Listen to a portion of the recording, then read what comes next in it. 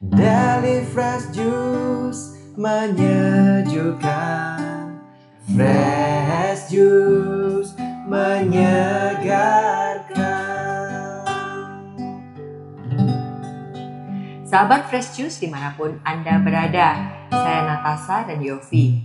Sesaat lagi kita akan mendengarkan renungan Fresh Juice Selasa 5 Agustus 2025 bersama Johan Eng dari Denpasar, Bali. Kami juga ingin menginformasikan bahwa kami akan mengadakan ziarah Holy Door ke Roma, Vatikan, Lourdes, Fatima, dan beberapa negara Eropa lainnya pada tanggal 10 sampai 24 November bertepatan dengan ulang tahun Fresh Juice. Bagi yang ingin mengikuti silahkan menghubungi Holy Global Tour 0821 1212 2525. Mari kita mendengarkan renungan hari ini.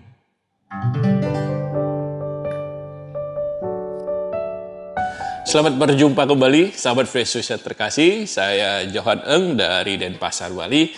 Senang sekali bisa berjumpa kembali dengan sahabat Fresh Juice lewat kita sama-sama hari ini membaca dan merenungkan sabda Allah bagi kita. Hari ini gereja memberikan kita bacaan dari Matius 14 ayat 22 sampai 36. Mari kita baca dan kita renungkan bersama. Yesus berjalan di atas air. Sesudah itu Yesus segera memerintahkan murid-muridnya naik ke perahu dan mendahuluinya ke seberang. Sementara itu ia menyuruh orang banyak pulang. Dan setelah orang banyak itu disuruhnya pulang, Yesus naik ke atas bukit untuk berdoa seorang diri. Ketika hari sudah malam, ia sendirian di situ. Perahu murid-muridnya sudah beberapa mil jauhnya dari pantai dan diombang-ambingkan gelombang karena angin sakal. Kira-kira jam 3 malam, datanglah Yesus kepada mereka berjalan di atas air. Ketika murid-muridnya melihat dia berjalan di atas air itu, mereka terkejut dan berseru, "Itu hantu!" Lalu berteriak-teriak karena takut. Tapi segera Yesus berkata kepada mereka, "Tenanglah, aku ini, jangan takut." Lalu Petrus berseru dan menjawab dia, "Tuhan, apabila engkau itu, suruhlah aku datang kepadamu berjalan di atas air." Kata Yesus, "Datanglah." Maka Petrus turun dari perahu dan berjalan di atas air mendapatkan Yesus. Tapi ketika dirasanya tiupan angin, takutlah ia dan mulai tenggelam lalu berteriak, "Tuhan, tolonglah aku." Segera Yesus mengulurkan tangannya, memegang dia dan berkata, "Hai orang yang kurang percaya, mengapa engkau bimbang?" Lalu mereka naik ke perahu dan angin pun redalah. Dan orang-orang yang ada di perahu menyembah dia, katanya, "Sesungguhnya engkau anak Allah." Setibanya di seberang, mereka mendarat di Genesaret.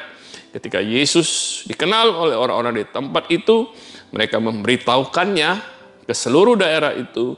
Maka semua orang yang sakit dibawa kepadanya. Mereka memohon supaya diperkenankan menjamah jubahnya. Dan semua orang yang menjamahnya menjadi sembuh. Demikianlah Injil Tuhan kita.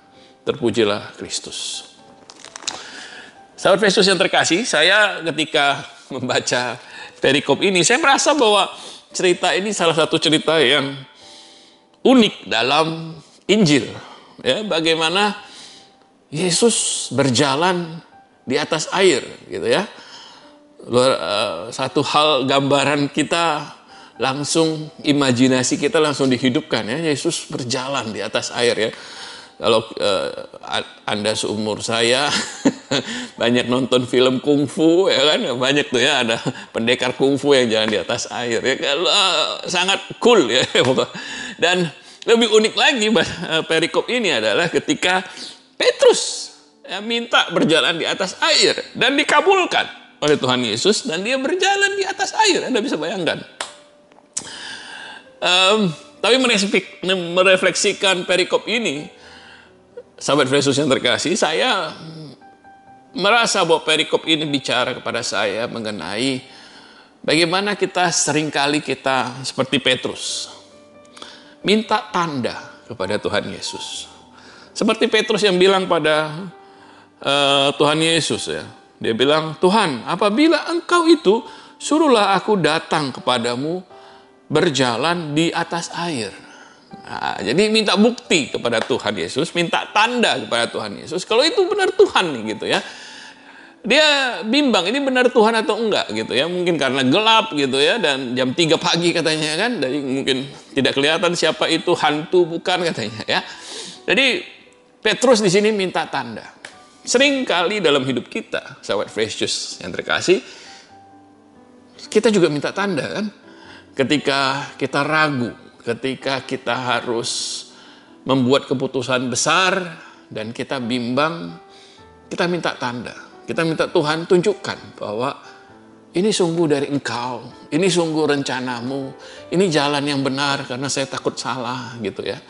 Saat Anda mungkin yang muda gitu ya, mungkin menjalin relasi dengan seseorang yang kemudian mau disebut pacar, Anda minta tanda dari Tuhan. Benar nggak Tuhan ini dari Engkau gitu ya.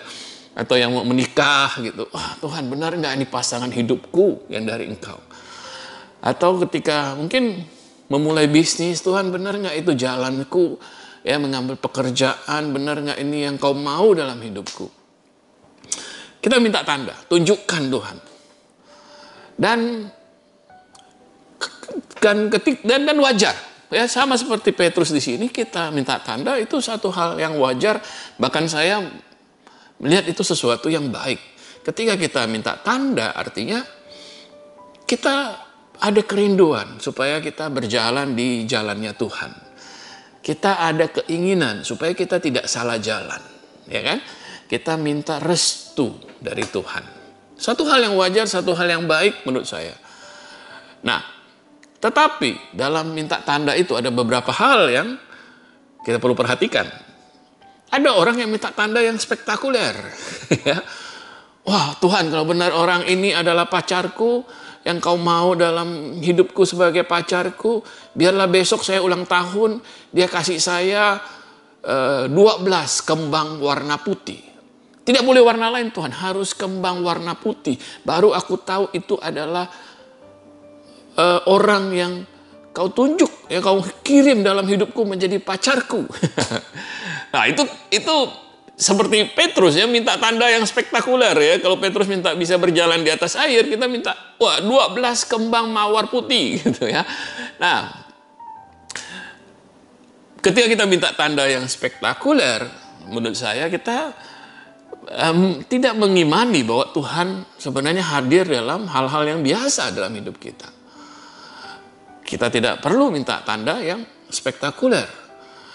Dan terus bagaimana saya bisa tahu bahwa ini adalah orang yang Tuhan mau, orang Tuhan ada di dalam rencana Tuhan sebagai pacarku kah, sebagai pasangan hidupku kah, atau ini adalah pekerjaan yang baik untuk aku ambil kah, aku ingin minta tuntunan Tuhan dalam hal ini. Menurut saya, dan seperti diajarkan oleh banyak guru-guru rohani dalam soal discernment ya, mencari kehendak Allah, konfirmasi dari Tuhan itu datang dalam bentuk rasa damai di dalam hati kita. Ketika kita berdoa, ketika kita bimbang dan kita mendoakan sesuatu, orang yang akan jadi pacar atau suami atau istri atau pekerjaan atau usaha baru dan sebagainya, kita merasa damai untuk melangkah.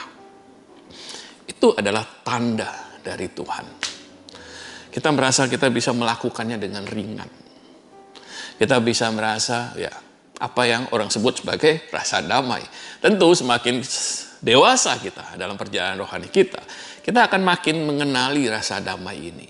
Kita makin mengenali di mana Tuhan mendorong kita, di mana Tuhan membimbing kita. Tapi satu hal terakhir, sahabat Yesus yang terkasih, rasa damai itu bukan jaminan bahwa semuanya akan lancar-lancar saja.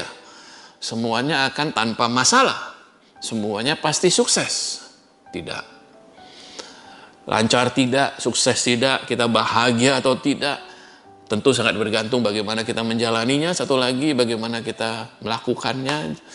Bukan berarti, wah saya doakan ini, saya merasa damai, ini pekerjaan yang saya rasa Tuhan tunjukkan gitu ya.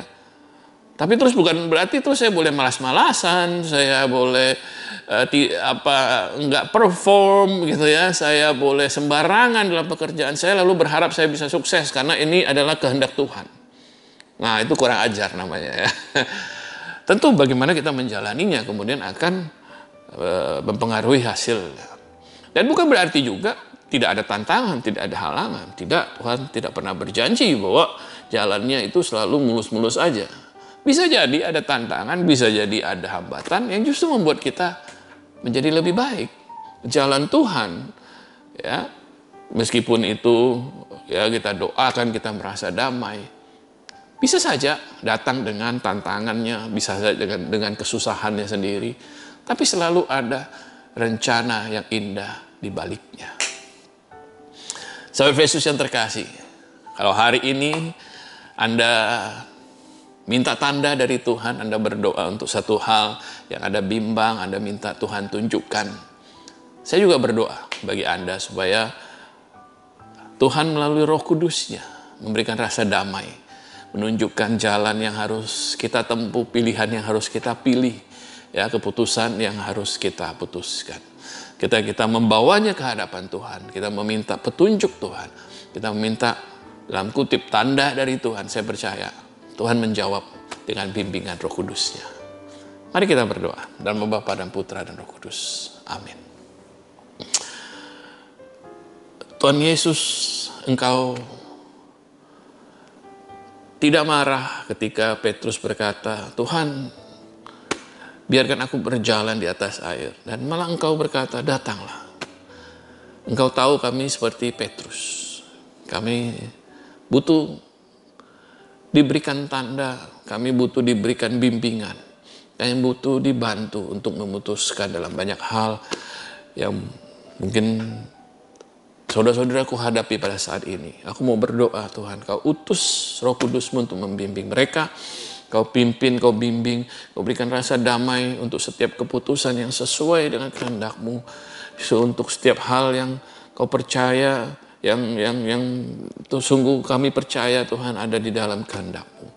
Biar Kau bimbing dan Kau tuntun Tuhan supaya kami membuat keputusan yang benar.